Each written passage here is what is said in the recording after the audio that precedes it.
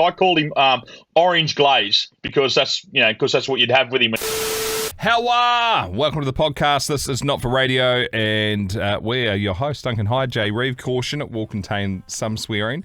We've also got a bloody great guest lined up who's going to be at the end of the podcast today. His name is KIRB'S from Two Flogs. If you heard the Aussie lads on ages ago, you'll know that he's a great time. Jeez, he's good fun. If you ever wanted to know what it takes to be involved in owning racing pigeons, he's got you covered. Also as well, there's been heaps of people asking questions about the Not for Radio Flyaway, which is 2 trips from anywhere on the globe to Auckland for the Rock 2000, you and a mate. We cover off all the questions that have been coming through about 3/4 of the way through the podcast. A bit of advice is needed on whether or not to get the snip. We've got a hotel hustle from the Catch Me If You Can, Frank Abignale Jnr. We find out how many times is too many to rub yourself out in a day. And where you shouldn't be shitting, according to Smudge. Enjoy the podcast. Attention snipers, gear up and hold your positions. It's time to load up some war stories, your tales from the front line, brought to life. Prepare to fire. Sorry. Who is it? Who's on the chopping block? This is from Smudge in Portsmouth in UK. Under the title of Shitting in the Name of Dun. How good. Yeah. This is great stuff. Shit in the name of fellas and fellette. Me and my mate, we call him Twiggy because that's his fucking name. We're always down the pub chatting absolute shit, wondering if we've ever done anything mad enough for one of these podcast stories. We haven't. We're boring. However, a couple of years back, I was serving in the army. I was living in the block on camp, a couple of hours away from my home. My missus was still down in South London, and I'd usually only see her on the weekends. So anyway, one summer's evening, I'm on camp, sinking a warm beer with the lads, just killing time before lights out, and my phone starts buzzing.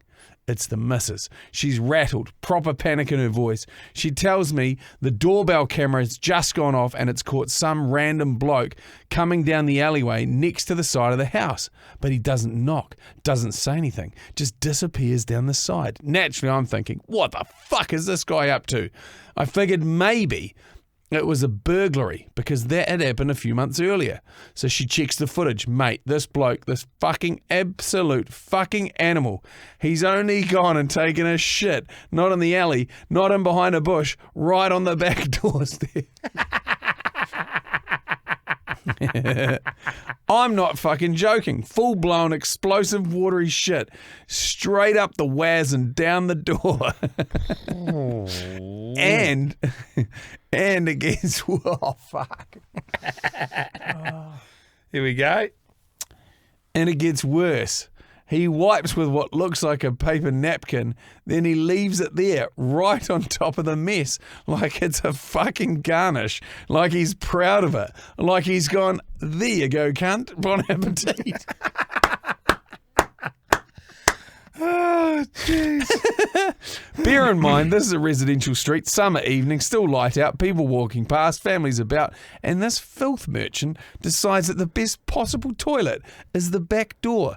Now, here's the part that really does my head in. There's a Weatherspoons literally 10 metres away.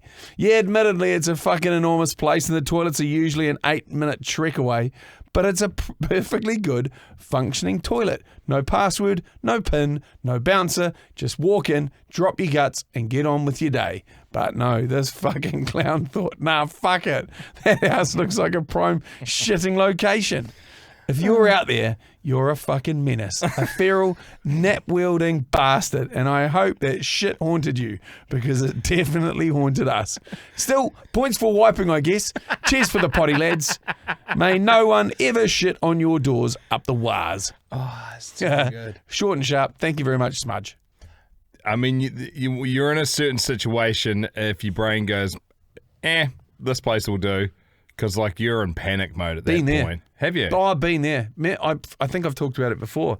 Was walking home from work, and I have to walk past this church on the corner of our street when we're heading down Shelly Beach. Does this ring a bell, Teagues? I don't reckon this rings a bell. This is news to me. Is it? I'm sure I've told this. Anyway, so like the walk from work to home is a couple of Ks max. Yeah. Not far. Up a relatively steep Oh, hill. you have told this yarn. Yeah. So anyway, walk past. At the top, I turn the corner to walk down my street, and my guts just goes. I'm like, holy fuck! I think I actually need to shit. I think I'm actually gonna shit myself. And so then you start sweating, and I'm like, when the bottom half, like just only below your knees moves. There's no hip movement. Like the top half of your legs just stays full stationary, and you're just like the chick off Scooby-Doo where she just twiddles along with her toes. Twinkies, that chick or whatever her name is, Jinkies. Twinkies. Now I'm hungry. And so I go past the church, and I'm like, every other place along the street between the church and my house is a house. But gated. And I can't shit there. No. Church, no gate, no fence, no nothing. Heaps of room, heaps of little ducking and weaving I could do there. And so I spent precious moments thinking, maybe I should shit here. Oh, maybe I shouldn't. Oh, it'd be really bad if I got caught. But I need shit. It'd be worse if I shit myself walking down the street. It's a main Sure, you wear shorts or pants? Pants. Main arterial off-ramp from the Harbour Bridge, which is State Highway 1 in New Zealand. And so there was a lot of traffic. And so I was like, bugger it. I'll just pin it. So I pinned it for home. Same thing. Jinkies walked the whole way like a crab, just scuttling. Got through the gate. Got into our place and was like, oh, God, the missus got some friends over. There's no way I'm climbing 3 sets of stairs past them. So stairs up into the living room, stairs up into our bedroom. You almost need crampons and an ice pick to get up there. Kids' bathroom downstairs, and I just went bowling through there. They were downstairs with the mates of the family that had come over to visit us, and I was like, get the fuck out, I need a shit. And I literally swung, they've had this little ensuite thing in their room, swung the door shut and dropped my pants and just literally, you know how when you go into a place, you line up face first with the bathroom, instant check toilet paper, I can't be caught without toilet paper, spun, and as I dropped the pants, just started shitting, shit around the wall, like machine gun fire, and then finally dropped it in the thing, so there's just a line that goes round the wall, down the back of the seat, and then into the shitter. Quite impressive. Yeah, but just sat there. Isn't that the eighth wonder of the world when you could be needing to go for a poo, but your body managed to hold on to it? It could be 35 minutes, but you know that it's going to be one of those ones when you go. Yeah. You get within a half a metre of your toilet and it goes, not anymore. Yeah. I will not wait.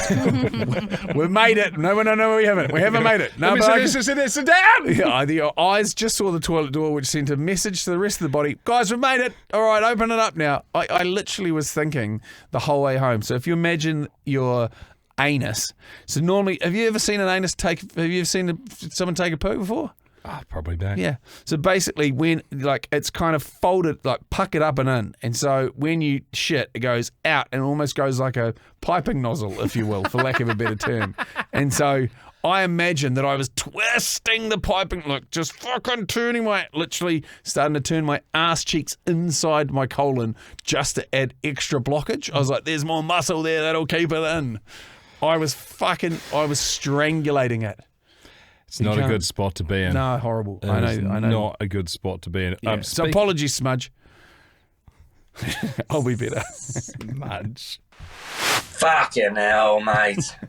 Oi, Jimmy, Barnesy, Benno, Tezza, Tomo, get over here. It's Smoko's. Let's listen to Not for Radio. Oh, nice wee message there. So, yesterday, or day before yesterday on the podcast, there was one of the most outrageously good yarns about a bloke that tried to go to the Olympics for rubbing himself out. He's represented. And his number was 19. Couple of things on this, and in one day, by the way. A couple of things. My mate reckons he's done 32. Oh, bullshit. And he reckons that last 12, nothing came out. And he also reckons he started... Name this fucking I don't want to because he listens. Where's he from? Well, I don't want to do that either. And he'll be listening to this laughing and be don't give too much detail. Is it New Zealand or is it out of New Zealand? He's in New Zealand. He's in Canterbury. We've narrowed it down. Not in Canterbury. Fucking bullshit. You looked away. I know you lied. He's in New Zealand. Is it Naked Daz? No. Damn. And so he was saying that he was living apart. 32. He was living apart from his missus at the time, and she woke up and she was sexting him.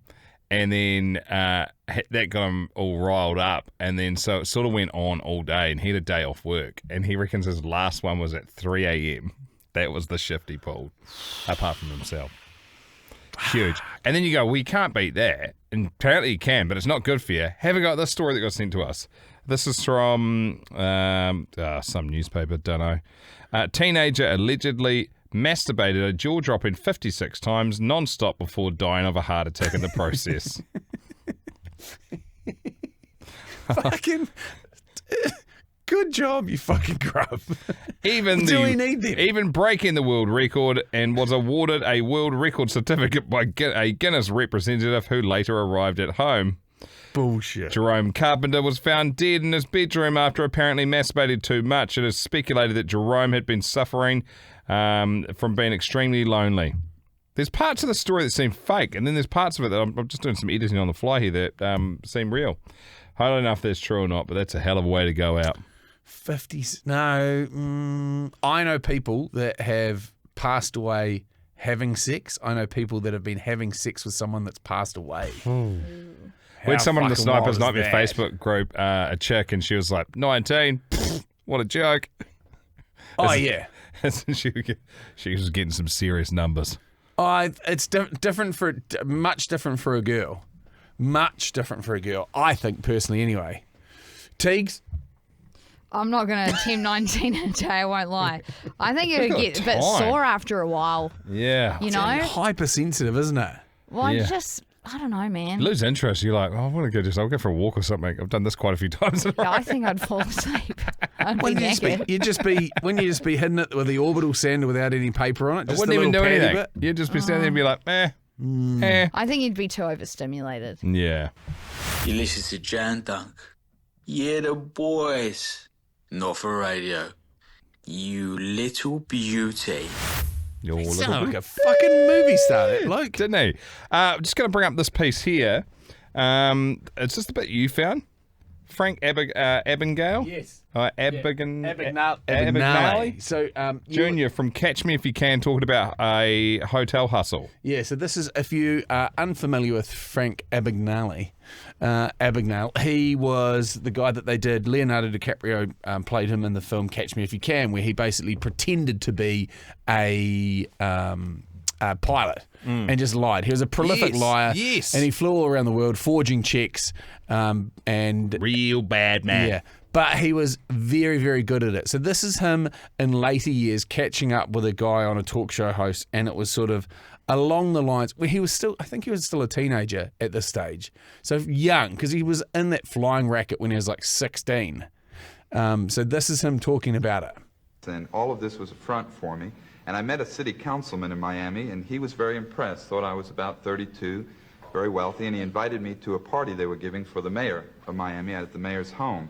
And while I was there, I ran into a gorgeous model. One of the guests came over and said, if you were thinking about taking her back to your room this evening, it would cost you a great deal of money. So when I got talking with her, I said, how much would it cost me to take you back to my room for the rest of the evening? And she said, well, how much do you think I'm worth?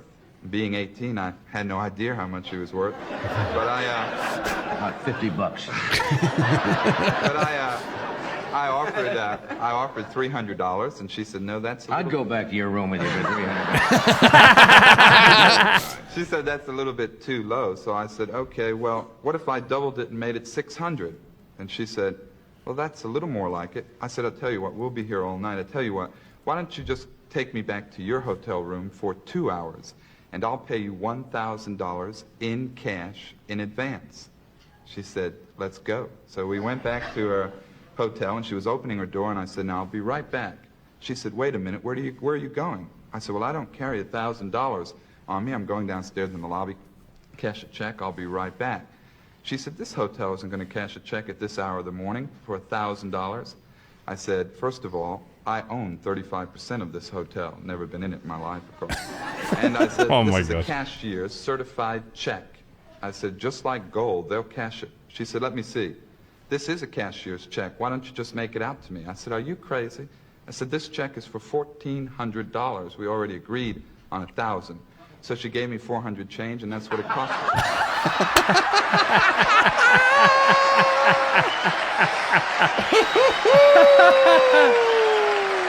That is terrible. So he basically, if you He's didn't a catch bad man, isn't if he? you didn't catch the gist of that, he basically gave her a fake check, which was worth nothing, that was supposedly worth $1,400, and she gave him $400 cash as the difference, and so she And would then have later, she would have gone to cash the check, for nothing. and it would have bounced, and she was down $400. Yeah, so she paid him in the end $400 to get pumped. He's a piece of shit, isn't he? At 18. Well, you can see where he went the way he went. Exactly. Did he end up in jail? Yeah, he did go away. For how long? Not sure. Pretty talked his way out of that too. He's probably running it. Slippery little bastards, the fraudsters, Yes, eh? a slippery little bastard. But what you and also another thing to remember back then is that there was a large number of people that were models that would also make a lot of money as hostesses. So there was a large they were called hostesses because they'd be invited along to these parties like the one he was at, these highfalutin parties, to make the parties seem much more opulent and beautiful than what they were. And then on top of that, they had the opportunity to be able to pick up Johns, I guess you'd call them, for additional services. So say they would have been paid $500 to be there, and part of that deal was they could just mince around and drink piss and have a good time, but then they could set their own terms, and if they were to go back and go, well, hey, if you want to hook up with me, then you can pay me X amount of money. So they weren't prostitutes or sex workers. That gig could never be a dude's gig, could it? Mate, yeah, there's heaps of dudes that do it. Oh, whatever. Yeah, heaps of dudes that do it. They do overseas, not here. Yeah. So they go through if you look at any modelling agents, there'll be people that listen to this podcast and know what I'm talking about. So on every modelling agency's book, so they've got male, female books, and so there will be a selection of those people that go along to those events. Like I go to events all the time where there are just male and female models that are at hosted dinners because they make the fucking photos look cool and they make the product look awesome. Really? They have a whole bunch of me there. How good does it look? Shithouse. So they get some good-looking people to be there as well. They get paid a rate to be there, which would just be like a half-day rate, which is stock standy. We're not, obviously, it's not the same sort of stuff. We're not taking them and banging them, but they're actually there working and, an inverted But commas. looking like a punter. Yeah. Amazing. Yeah. Same with music awards. They have the whole front crowd. They have screamers, people that audition to be in the front row round the actual stages, and they get little wristbands. They get brought in. They get paid $150 per show, and they have to be going fucking apeshit whenever the camera's on them. If they're not, they just get yanked out and fucked off out the back of the building. That's so fake, isn't it? It is, but it makes it look cool for everybody that's on TV, and it makes it look cool for all of the social photos that go up, and it makes it look cool for the product launches that are happening. Yeah, good on them. I've been wanting to cover off this post on the Snipers Nightmare Facebook page for ages. It went up on the 28th of July, so it's like over a week. It's such a spicy one. Evening fellas. So here's one for you. I'm stuck in a bit of a late night conundrum. The missus wants me to get the snip. The problem is I'm not ready. I'm 37. She's 41. Things aren't great. Haven't been for a while. We have kids, but can't help think if things go tits up, I'd like to have the possibility of some more kids with somebody else. How the fuck do I play this off? I've got to give me some pearls of wisdom here. I guess time will tell if it's going south, but I need something up my sleeve. First comment, you're 37. You don't want to start from scratch with a newborn, surely. I couldn't even comprehend the idea of being with anyone else other than my wife, let alone having kids with somebody else. Sounds like it's been over for a while and you need to leave. Just keeping it honest. I would almost subscribe to that train of thought as well. I think if you've got kids, and I've got mates that have had teenagers and then have gone back to having newborns because they've moved on and they've gone into new relationships, and it's all well and good, but like I reckon you're a fucking idiot if you want to bring yourself back to square one like that. And on top of that, I know that happens, and it happens all the time across the globe. Doesn't matter which country you're from, people don't stay together. But it sounds like you're looking for excuses to have reasons up your sleeve if it does go pear-shaped, as opposed to possibly putting in the work to make it work. Like it or sounds having like a tough conversation. Yeah, it sounds like the ship has sailed. I guarantee that I would strongly advise you not to start with, well, our relationship's a bit fucked, so I'm keeping my options open if this goes pear-shaped. That will not work well.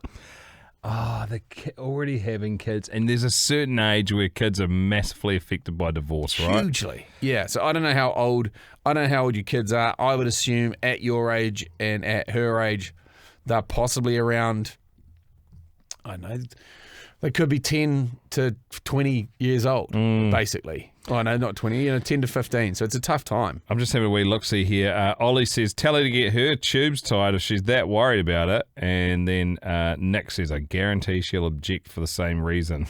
Yeah. Jess, this is going to turn ugly. Anonymous person that posted it was told that was not an option. Oh, man. Yeah, it is a spicy one. Oh, this is a good shout too. Jess, from a lady's point of view, at this stage we have a fuck ton of hormonal shit going on, and that's that you guys will just never get. Adding birth control to all that doesn't help, so I understand her sharpening the scalpel. However, I think you need to grow some balls and try and be proactive and be honest with her and about how you're feeling, possibly fix things. I can appreciate that you don't want the snip, but it's also reversible these days. So should you wish to go down that track again, you probably can. Yeah, man, the hormones thing's fucking super hectic. Dixie is perimenopausal, which just basically means it comes on earlier, and she's on hormone replacement therapy, and that has been a fucking game changer. Yeah. She was just stuck in the mud. How long was that? 6 months ago? Yeah. Maybe a bit longer. And she was just no energy, flat, fucking borderline depressed. Life was super hard. And then, but it's weird when it comes on because it comes on slowly, and then the symptoms are all over the place. So it's like headaches, and then it'll be like extreme tiredness, mood swing, just all this random shit that doesn't really add up. But when you put it all together, and you're seeing, she was lucky that her normal doctor that she went to had a big focus on women's health. And then that turned her around in like 2 weeks flat. I reckon she was a new person again. I was like, holy fuck. There's so much that women have to go through that us fellas will never have to deal with, which is fucking so unlucky. The reason why women have been loaded up with all of that shit, we would just fucking crumble like OXO cubes under that pressure. We already do. We don't have to do anything. Under what little we have to contribute. Yeah, it's a Daryl toughie. But following along with the train of thought that everybody was putting up, you need to have a conversation with your missus that's probably open and honest and say, things aren't going well, I reckon we probably need to put a bit of effort into fixing this. And that also lands on you too. If you're not addressing it, then you're being a fucking pussy. So grow some nuts before you get them snipped. Yeah, and also go and see someone for it, because you're not supposed to be an expert in that. No, get a little bit of external intervention, because that way it's not on you. Don't you reckon everyone else thinks they're for the most part right and relatively well-rounded human, and most people aren't, and your partner just puts up with it, and then you go into that situation with an external person, they go, you do this all the time, it's not healthy, and you go, fuck, you get caught out. But then they hold the mirror up to you. I love that though. Yeah, I love. That's how you get self-growth. Yeah, that's it. And I was talking to Russ Packer. We were on the phone for ages yesterday. He is a beautiful man. We'll get him on the pod at some stage as well. So Russell Packer, a New Zealand Rugby League player, did 2 years inside, and is now just a leading light in health and wellness, predominantly in the Māori sector in Bay of Plenty. And he was like, it's because he was ringing me up to talk about the Between Two Bears podcast. And he was like, it's just so refreshing to hear somebody be honest and say that they're not the fucking man all the time.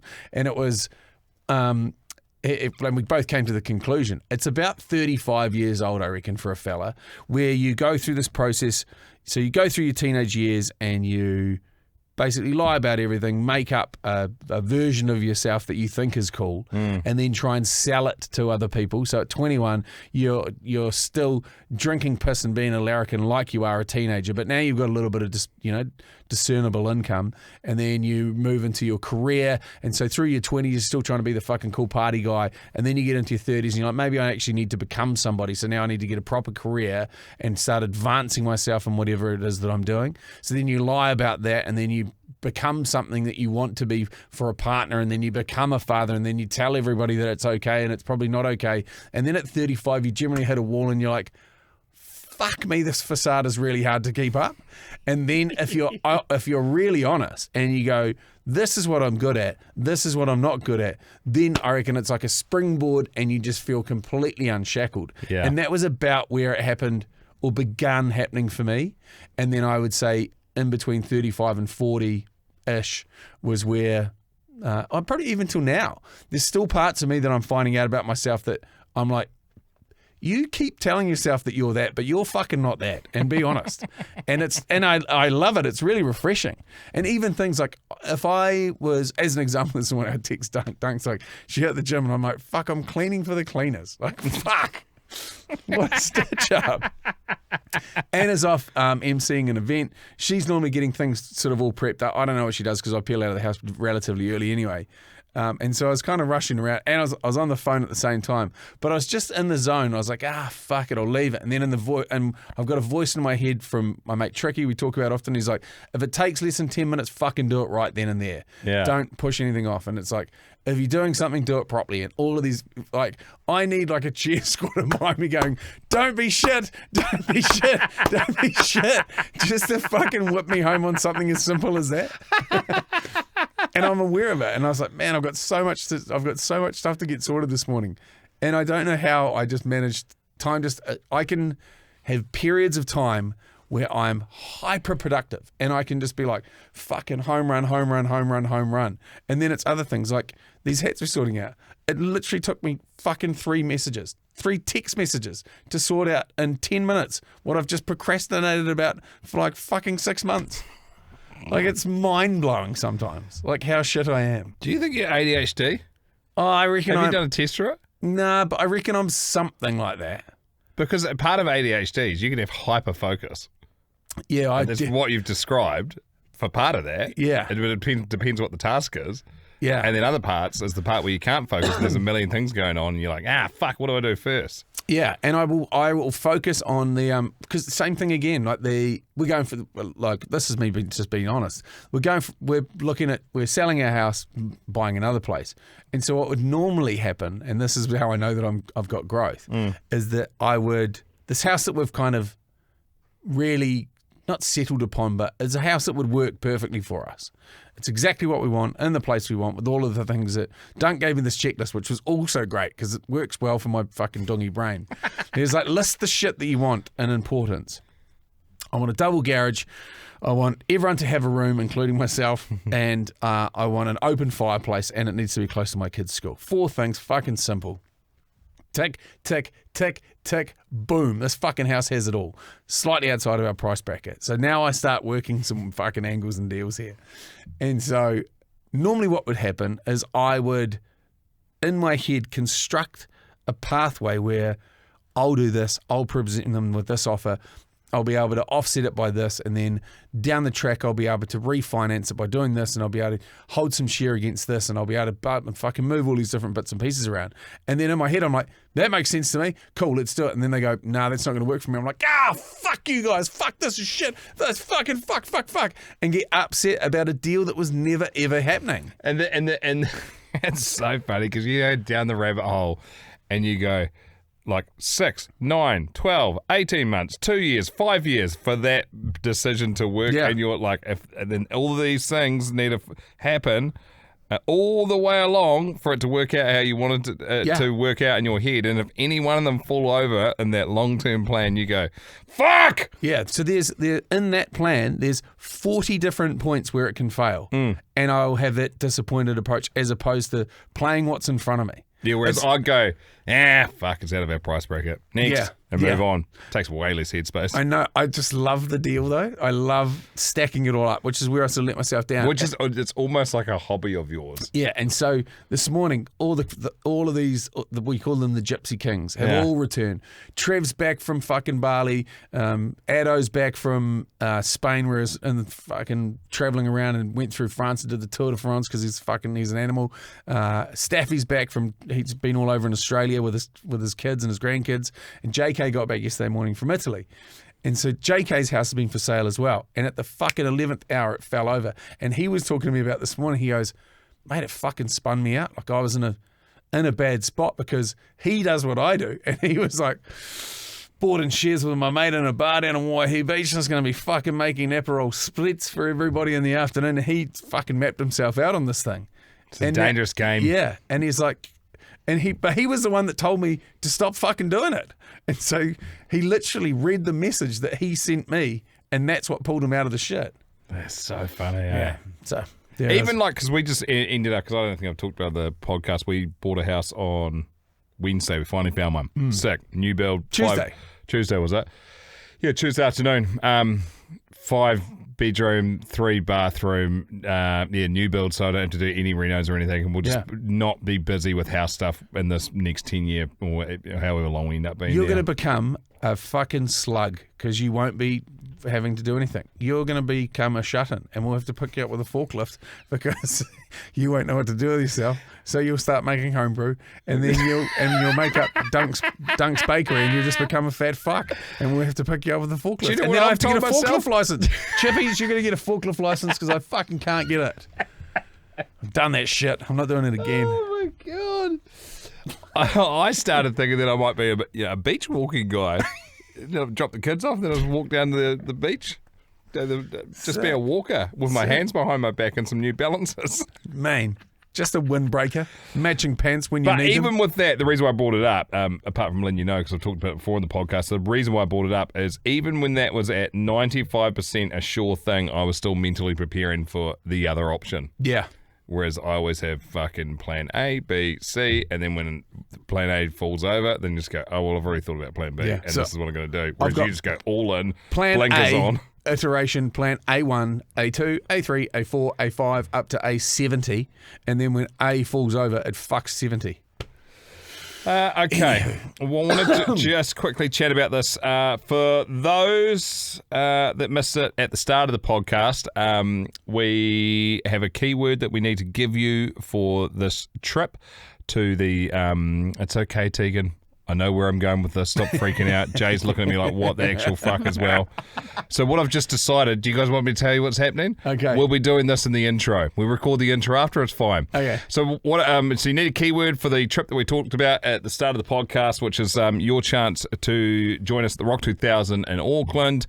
You might have heard some ads playing for it. The keywords are only given out on the Monday and Tuesday episode. So if you've been hearing the ads and you're like, oh man, I wouldn't mind doing that or get myself in the mixer, heaps of people have been messaging. They only come out on the Monday and Tuesday episodes, which are the Sniper Elite episodes. But the trip is incredible. Turns out we've figured out why the accommodation we've been trying to sort so tough, because of the ABs on the All Blacks are on that weekend as well.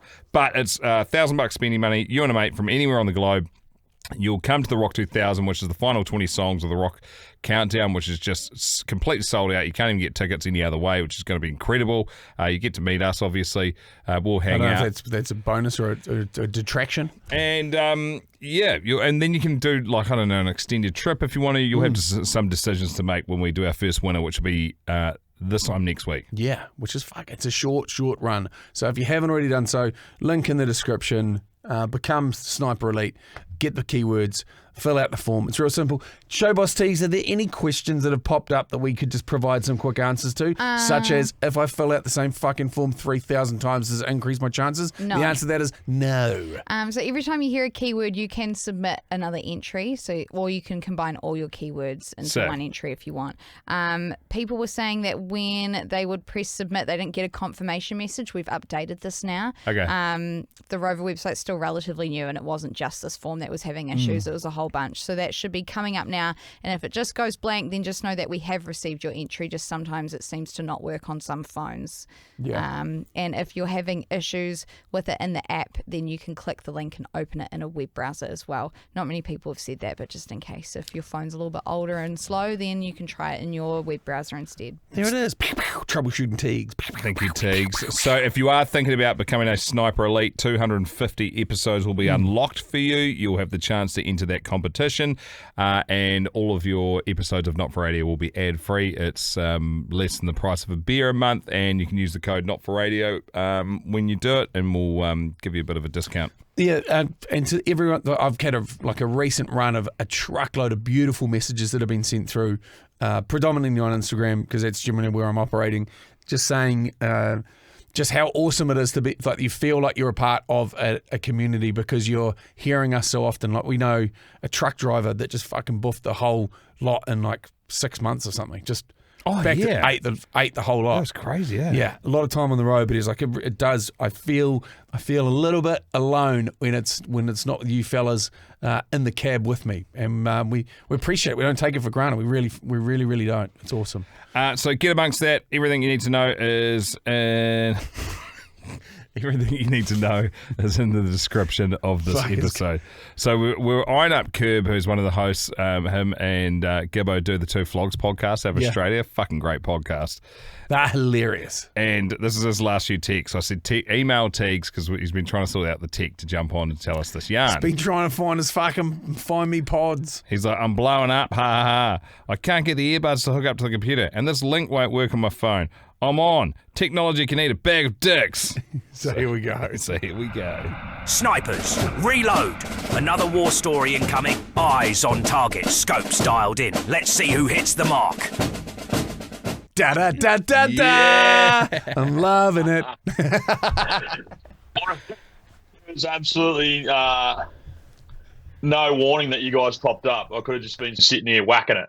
And I'm surprised you weren't. And just so you know, I've checked behind me. There's no tacky stuff like, no like self-promoting shit to try and sell any of my products or nothing like that. So it's all safe. Should we? Yes. Now, for those that haven't heard that you guys have done your own spirit, Walk us through it. This is sick. So this is our bottle of rum. It's Two Flogs Spice Grog. We can't call it rum because it's not made in a timber barrel or mixed by pirates. So we've had to call it Spice Grog. And how's it going? Oh, it's shit house, but it's selling really well.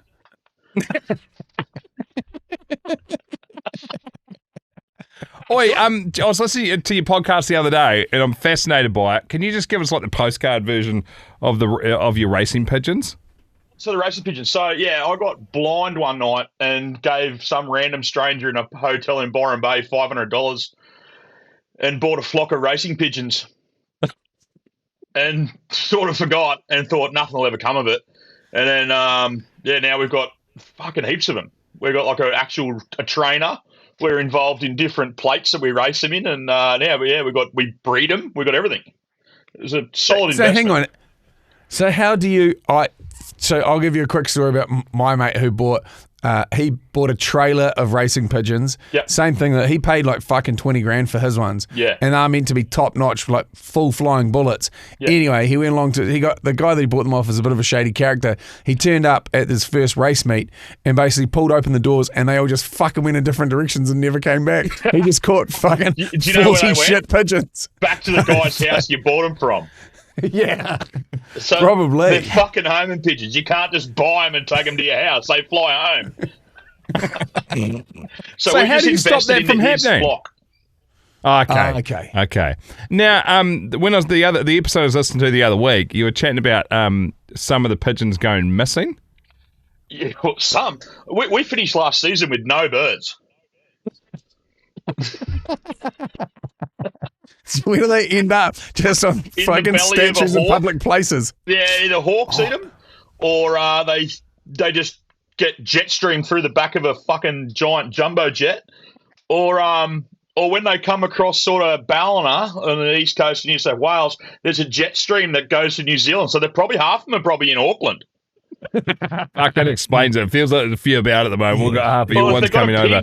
If they've got a pink ankle bracelet on it, please send them home because they're fucking out. So we've had to reinvest this year and spend, because we've got one left. I called him Orange Glaze because that's what you'd have with him if he didn't race well. And he's now our head breeding bird. And but he got sawdust nuts. We haven't been. He didn't breed this season. Oh, unfuckable. And he's a bit like, I should have called it bird. Oh fuck! My missus said to someone the other day. She's like, "Oh, we only have sex on a Sunday morning." I'm like, wouldn't it make sense to fuck me in the dark, not the daylight? Like, wouldn't you do better at that? What's the range on a pigeon? Well, ours. So yeah, I'm glad you asked. Ours are a long distance bird. So our birds will fly from they'll go as far as South Australia, sort of thing. Wow. Yeah, they're a long distance bird, so it's a bit of risk with that because it's a long way, and they get tired and pull up for durries and roots. So I don't know what they do, but we don't like going north because there's like a pigeon death trap over somewhere on the Gold Coast. There must be just heaps of hawks. They just get belted all the time.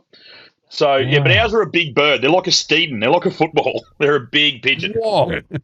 Yeah. Shit, that's sick. And so essentially what you're doing is you're driving as far away as you can from the house, and obviously it's all timed and stuff. Yeah. And then so you let them go, and then you try and beat them back in your car back to wherever they started. Yeah, you don't beat them. Look, our birds can go from Sydney to home, which our birds are housed in it's called Dunoon, just west of Byron Bay in the hills. And our birds are getting home from Sydney in like 5 and 6 hours. Like they go. And so what would that take in a car? 10. So amazing. They go up in the jets. They go up in the slipstream, and they just get in the slipstream and just go. And it's really cool because you get to watch them. They're all GPSed, and you get to watch them just get eaten. They just go poof, and it's oh fuck, where'd that one go? That's when the hawk got it. Can you gamble on this shit? I'd love to gamble on it. Yeah, we spoke to our gambling partner. Yeah, we spoke to our gambling partner about doing it, and they were all keen. And then they realised that we were actually being truthful, and they just pulled out. Oh. Yeah. I think they liked the idea, and then they realised we were dead serious. Do you bring them? Because I know overseas this is massive, and and like what's it? Mike Tyson, he had super expensive pigeons. Yeah, he's the OG. He's one of our biggest spokespeople for our industry. Spokesperson. Oh, my stomach is pushing on my table and making my camera move. But yeah, it's cool. And we got that. So now we've got about 30 race pigeons. We've got a sprint car. We've got a racehorse. What else have we got? We bought something else the other day too. I can't remember. Yeah, we're into all sorts of shit.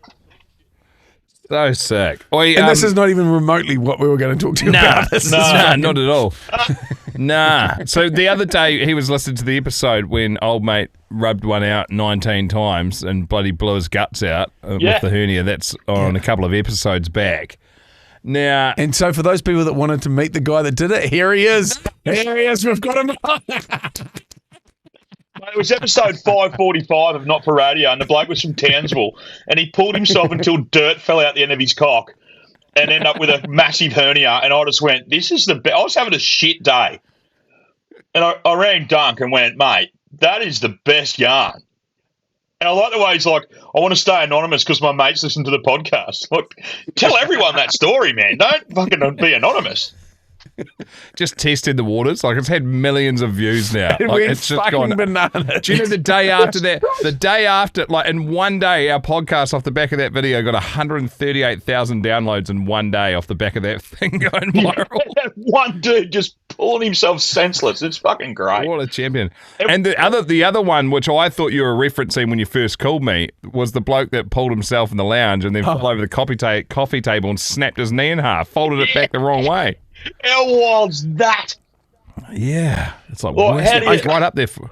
I feel like we're out. You know how there's like a point where things just become like there's a tipping point where you're just known for one thing, and I feel like everyone's going to go, have I got a fucking wanking story for you? Yeah, and we're just going to be the wanking story podcast. Yeah. Anyway, KIRB'S got a wanking story for us. Yeah, well, it prompted me because I was the king of the danger wank growing up. Because I think danger wanks are what growing up's all about, isn't it?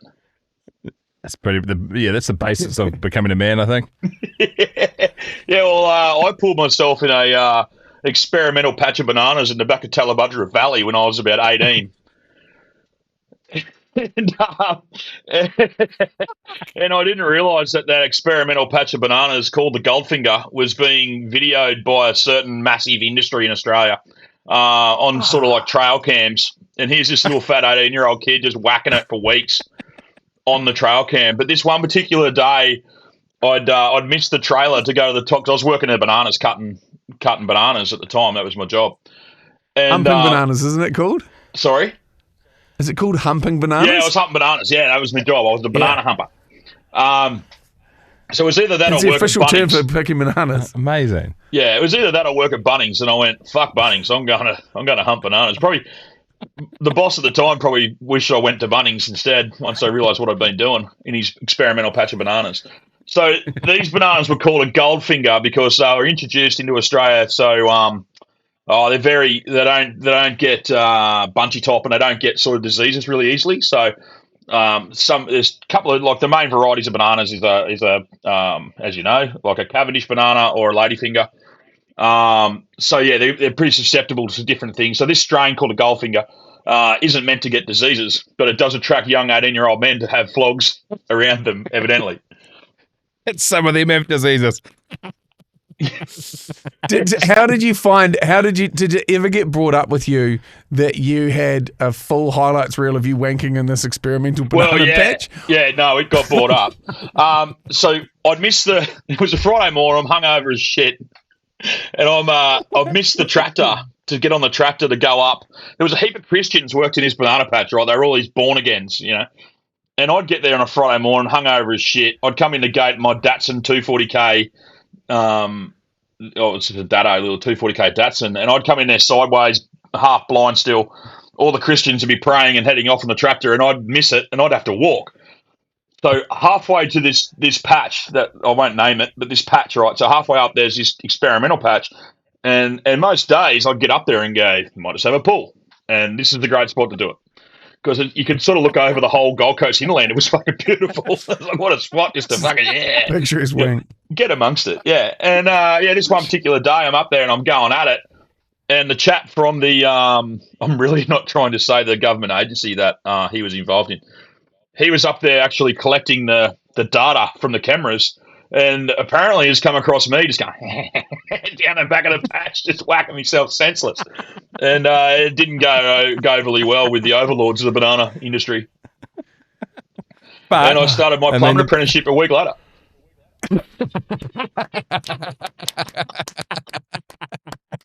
And that's the story of how high-protein bananas were invented.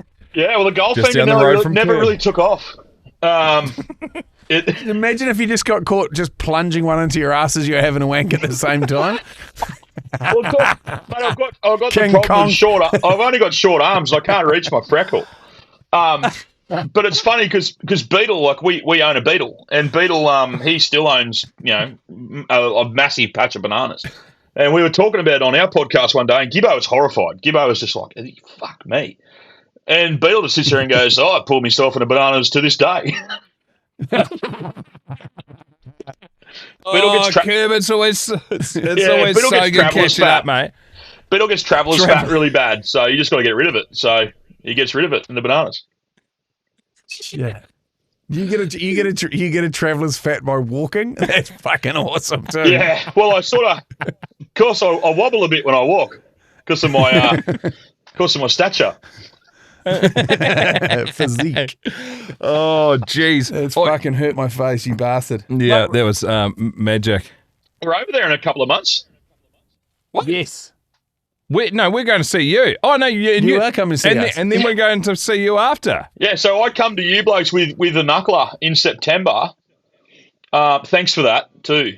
Thanks for extending that invitation to him. Mate, it's going to be exciting. You fucking bought this on yourselves.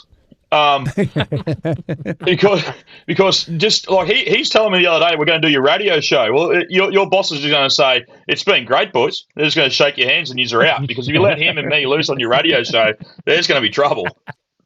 But we're looking forward to coming over there. He rang up the other day. He's like, "You got your accommodation yet?" I said, "No, Angela's booking it tonight." And he goes, No, we've got a 5-bedroom Airbnb in the middle of Auckland. I said, No. That's fine. We'll get our own accommodation. He's like, "No, I insist." We're like, "Oh, great." So we're I'm actually going with him tonight. Me and him are going together. Just a cute little date, just the two of us. So it'll be interesting to see what happens, because there's usually someone in the middle to pull us apart for trying to kill each other. But I won't say what I'm doing tonight. I'll text you, Dunc, and tell you what I'm doing tonight. Yeah, great. And also as well, when you're both over for the Rock 2000 countdown, that'll be the first time that you guys been on a podcast together, right? We've been on my podcast together, but it was very subdued. He had to call in last minute, and he was very relaxed, and we agreed not to have a go at each other on air. But you blokes are going to get the full barrel of me and Knuckles, so yeah, it should be great. Great. Because we figured we're in international waters, and what could go wrong?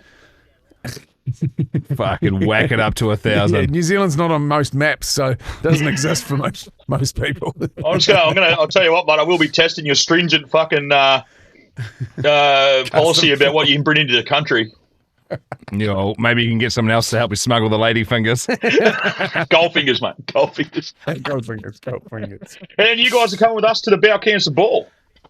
Yes. We're very light on details, but we've sent off our passport details, and she's all been booked. Yeah, mate, you're coming. You're sitting with us at the table, and I'm doing the bow testing. So, good. Excellent. With your gold fingers. Yeah, I can dislocate both my thumbs. I can do these both at the same time. It'll be cool. Oh, geez, I'm really excited now. I'll tell you what. I'll tell you something for nothing. I'm not going anywhere near those fucking cancer sniffing dogs. I don't want to know. Oh, yeah. What a great concept. Yeah. Knuckles is like, we'll get you to piss and the dog smell it. No. Oh, has he gone with the canine detectors? He's going over there. When we come over, he's going down to buy one, I think. Oh, fucking great. Awesome. Awesome. They are the best, and they need. I think it's Canine MD, maybe. Yeah, Canine MD. He's gone all in. He's gone all in for these things. So while we're there, he's actually going down to go through the facility and do all that. Oh, mate. Fuck, he's an operator, eh? How good is it? He told me not to talk about this because it does it to me all the time, so I'm talking about it. He can get fucked. You're like, hey, Knuckles, don't tell anyone this. Next minute, you're like, oh, cool. Yeah, all right, cool, thanks, mate. So there you go, Knuckles. I've just done that. I am just going to quickly play this to wrap up the podcast. Bang. Take your victory lap, soldier. You've earned your stripes. I think you've won for the war congratulations, stories. Yeah. Good on you, Kirb. Banana wanker. That's Kirb from Two Flogs podcast. Fuck, what a champion of a human he is, eh? Yeah. I love him. There's people that are cup fillers and people that are cup drainers. He's 100% a cup filler. He's like trying to fill up a cup with a fucking fire hydrant. That's what he's like. He just brings so much energy and positivity, eh? I love him. And if you want another podcast to listen to, dive into the Two Flogs podcast. It's honestly, I do all the time. Which is kind of like, because it'd be weird listening to our own podcast, but I like catching up with. It feels like I'm catching up with them. Yeah, it feels like I'm listening to like all my mates like banter and go hard, and same like with the Alpha Blokes podcast and stuff, and the We Mean Well podcast over there, Proper True Yarns. They're all fucking fantastic. So if you feel like you want to spice it up with some Australians as opposed to New Zealanders, we got the chocolates as well as another cracking one, which probably you're already listening to. They've got a monstrous following. Yeah. Hey, we're running out of time. We've got to go and do the radio show. That'll do for today, though. But thank you very much for listening. Go well, go long, and up the fucking wires.